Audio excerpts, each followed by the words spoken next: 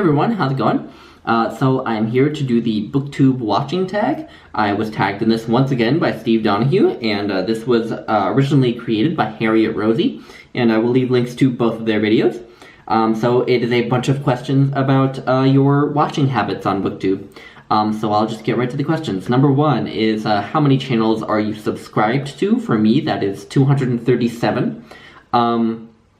Of those, I'm not sure what proportion are BookTube channels, probably a lot of them, but maybe not all of them, because I do have a long YouTube watching history before BookTube. I just have been very into YouTube for a long time, so a lot of them probably aren't BookTube channels, but a substantial portion of them undoubtedly are.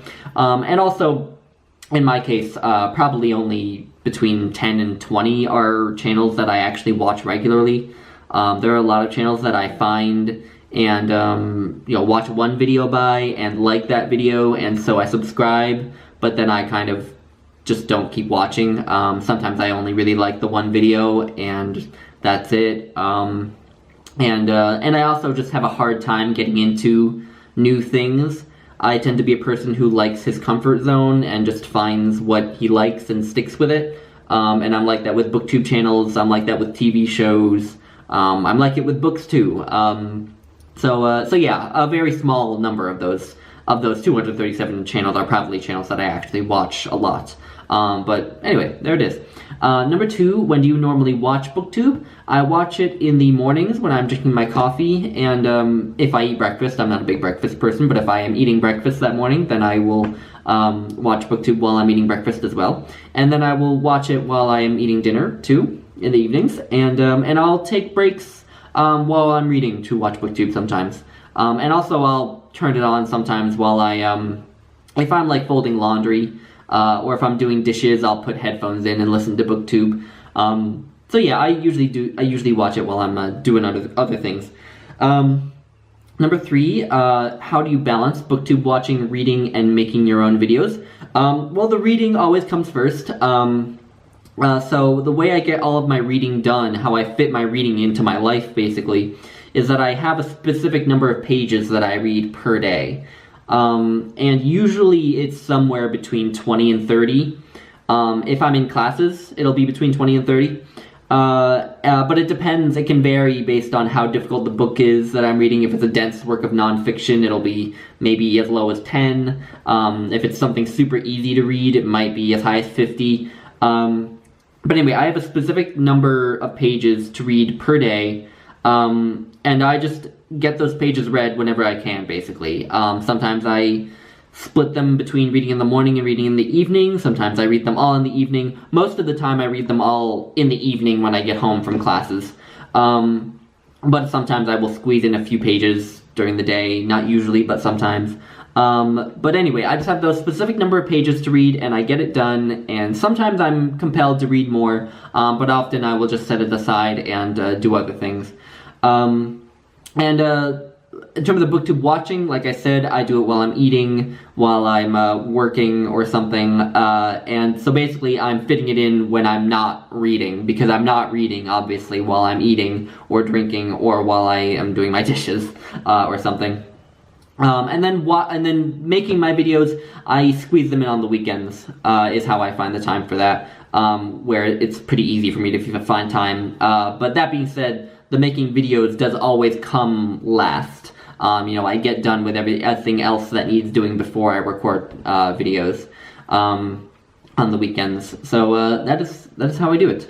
Number four is there a difference between videos you like watching and videos you like making? Not really. I tend to like to make the videos that I like to watch. I like wrap-ups, Friday reads, tags, and I also like reviews of books that I have read. So I don't get much out of BookTube videos where it's a review of a book that I haven't read yet, just because I don't have any context for the video, or what the person is saying. But wrap-ups, Friday reads, tags, I just really enjoy, whether they're about books that I've read or not. And I like making them as well. I like sitting down and just giving my thoughts on books. And I like it when people chat about their lives a little bit too. A lot of the people doing this tag have said that they watch BookTube channels for the person and not for the books necessarily. If the person is interesting, then they'll be interested in what they have to say, even if they're not interested in the books. With me, that's not so true. The person does need to be talking about books that I either want to read or could see myself reading and enjoying, even if I'm not going to read them anytime soon. But at the same time, if they're talking about books that I like and aren't very interesting as a person, or aren't saying anything very interesting, then I'm still not going to be that into the channel. So I need a bit of a combination of personality and books that I actually care about, in the case of what videos I will watch. And yeah, in terms of the videos I make, obviously I make a lot of just Friday reads and tags. I kind of came to BookTube originally to make reviews. That is what I wanted to do. I wanted to make video reviews of books, and I did a bunch of them early on, but it was easier to do them then because I was on vacation and had a lot of time and energy because I wasn't in class. I wasn't, using my brain much at all. And so they kind of have fallen by the wayside, and I don't do them very often anymore. But I would like to. I would like to try to get back into them this summer and for the rest of the year. So yeah, anyway, basically I like watching the videos that I make. Number 5 is, who is the first booktuber you subscribed to, and do you still watch them? I cannot remember the very first BookTube channel I subscribed to, but 3 BookTube channels that were very influential in my getting into BookTube were Conrad from 7 Days at Sea. I believe when I started watching his channel, it was called Conrad Talks Classics, and I do still watch him in his revamped channel. There was Climb the Stacks, Ashley from Climb the Stacks, who I don't watch so much anymore, but I really loved her channel for a long time. I went through a phase where I was constantly binge watching her videos, and what I do watch of her I still really like. And then of course there's Neil Griffiths, who I still watch, and I watch every video, and I love every video. He's just fascinating to listen to talk. He's just very intelligent and very erudite, and I admire him a lot. I don't want to sit here gushing, but I do admire Neil Griffiths a lot, and really enjoy his videos. Number 6, who is the most recent booktuber you subscribed to? That would be Wilson Shugart, who was commenting on my videos for a while before he finally created a channel. And yeah, I finally created a channel, and I'm thrilled about it. I'm really looking forward to what other videos he's going to make. He sounds like he has some very interesting things to say and has very good taste. Number 7, share an old favorite booktuber. Those 3 I talked about before would certainly qualify for this question. But I think to talk about something new, I'll say Adam from Memento Mori, who I've watched for a long time, and yeah, he has a great personality. He kind of speaks for himself. I probably don't really need to sing his praises here, but again, I just really admire his tastes. Kind of like Neil Griffiths and Conrad from 7 Days at Sea, I just admire their tastes a lot, and kind of want my reading life to be their reading life, in a sense. But I also like Adam because of a lot of other things too. I love his his taste in music. The fact that he's a cinephile, I think, is really cool. That he's really into films. I wish I were more of a cinephile, but I only watch a film once every 2 months or so. And I think that's cool, and just the way that his house is organized when you see it in the back of his videos, I think is really cool. And yeah, I like the whole aesthetic that Adam has on his channel and in his life. Number 8 is share a new favorite booktuber. For this, I'll go back to Wilson Shugart, because he hasn't posted that much yet, but I'm really looking forward to what he does post, and what he has posted so far has been a hoot. He's hilarious. So I'm really looking forward to some more videos from him. Number 9, what is one of your BookTube pet peeves? For me, this is videos where the person doesn't think about what they're going to say before they turn on the camera, where they seem to just kind of be free associating in a sense, or they even start the videos by saying, I'm not sure what I'm going to say in this video. You know, because if you're not even sure what the video is going to be, then what reason is there for me to keep watching, I guess?